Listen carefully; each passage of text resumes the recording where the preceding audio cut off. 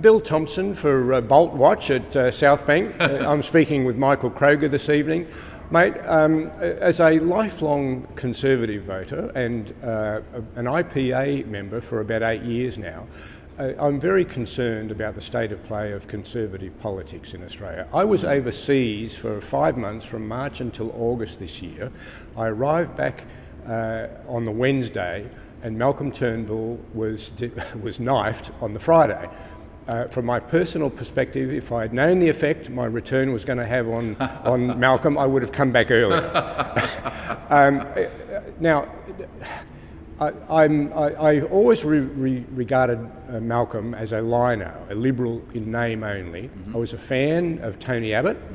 Mm-hmm. Have you got some thoughts on how Conservatives like myself should view events of the last 5 years?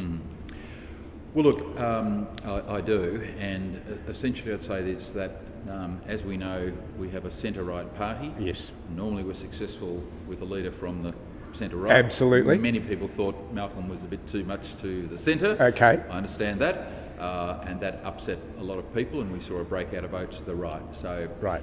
That's essentially what's happened, rightly or wrongly, that's what people thought. Here's the bottom line, though.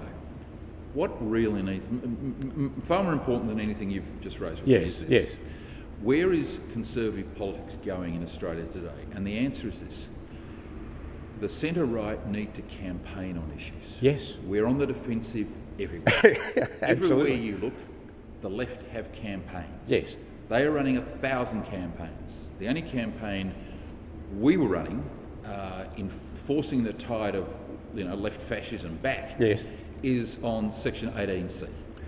Everywhere else we're basically on the defensive. Corporate Australia is under attack, the mining industry is under attack, major companies are under attack, the tax system's under attack. The whole wealth producing sector in Australia is under attack from the left, whether it's negative gearing, increasing company taxes, penalties on company directors. Everywhere you go, quotas, everywhere you go, there are tax on the food industry.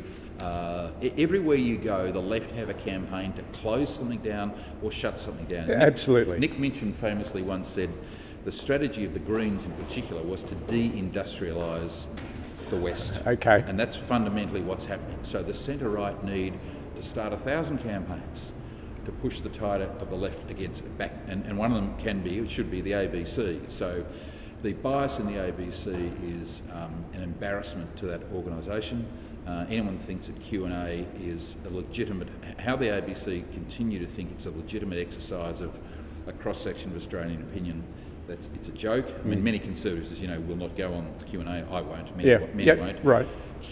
Insiders usually it leaves the space divorced from Conservative voices if you do that, unfortunately. There's enough that go on, but quite right. The only way to deal with this is public pressure on the ABC to correct their ills. And you look at Insiders, which is basically, apart from Dan Tehan yesterday, was basically just a 45-minute attack on the coalition. Right. I mean, this relentless prosecution of issues in relation to global warming, refugees, the whole left-wing agenda on the ABC. Yeah.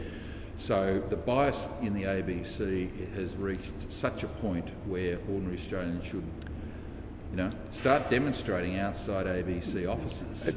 As I have been doing for the last 4 years. It's a good thing, and I've said to many people in the Jewish community over the years that the anti-Israeli bias against the ABC is something which, of course, they should take up.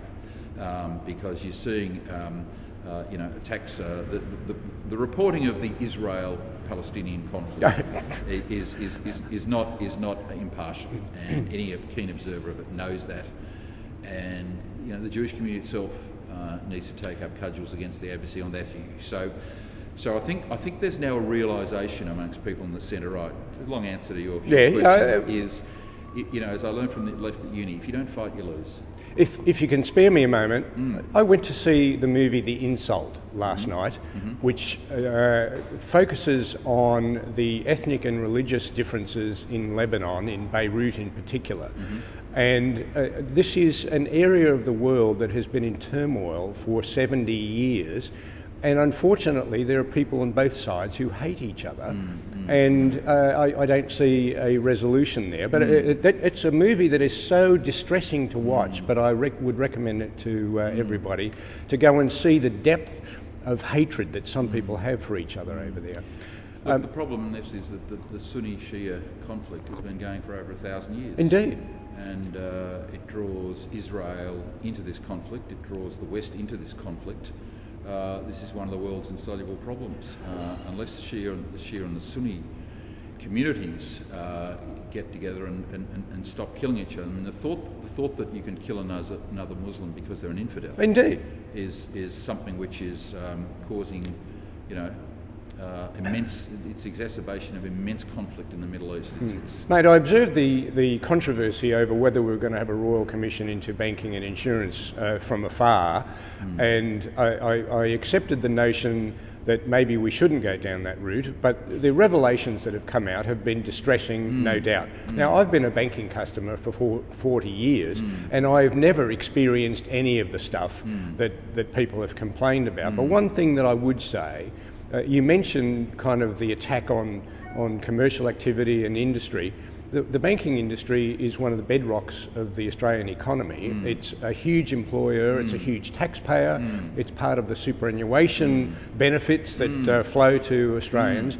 And for all their faults, I think it's unfortunate that the share market value of these organisations has plummeted recently. So this is the disadvantage of focusing on the activities in those places. Can I just mention to you that I spent 26 years as a tax officer. It may be strange that I was a public servant in the tax office, but I've always regarded myself as a conservative. I viewed my role as to try and help people find taxable income that they didn't realise they had. I was an auditor, and I would go out to businesses and probe their finances to make sure that what was in their tax return was correct. And sometimes there were adjustments that were required and penalties that were required. They'd made mistakes. But I always was of the view that entrepreneurs and business people are essential to the economic welfare of this country. They're the primary taxpayers, they're the primary employers, and for a short period of time I was in what was called wages inspection. I had to go out to businesses and have a look at their wage records to ensure that they were taking the correct amount of tax out and remitting it to the government on time. And after a very short space of time, I was so disheartened by the unfairness of the situation that these people have to do these things and they don't get paid for it. But if they get it wrong, we would penalise them. And so this gives you an insight into my view of society at large. And I view myself as a conservative in so many respects, but it concerns me that the party structure has not served conservatives like me particularly well in recent years. So, well, I hear what you're saying in relation to business people.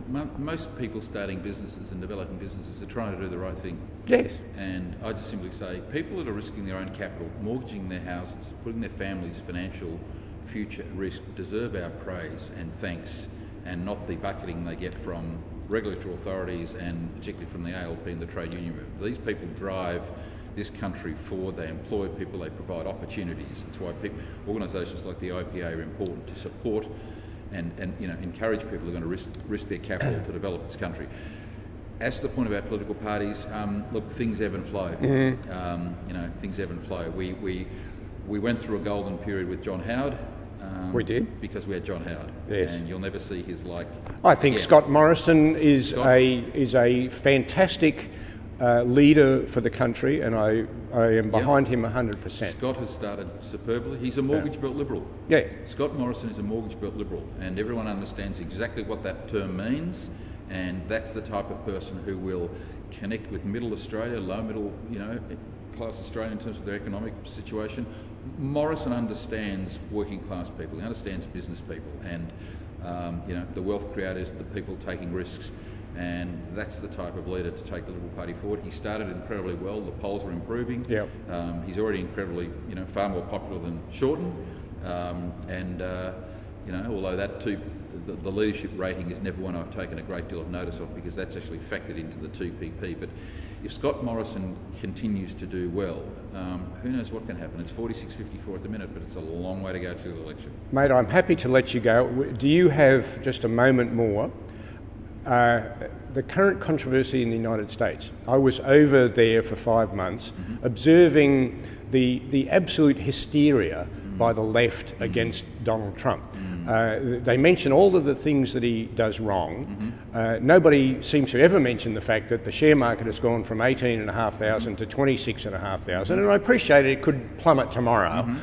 But the jobless rate has gone down, employment's gone up, manufacturing has gone up, black unemployment is at all-time lows, Hispanic unemployment, female unemployment is and the media, especially the ABC, never covers those things.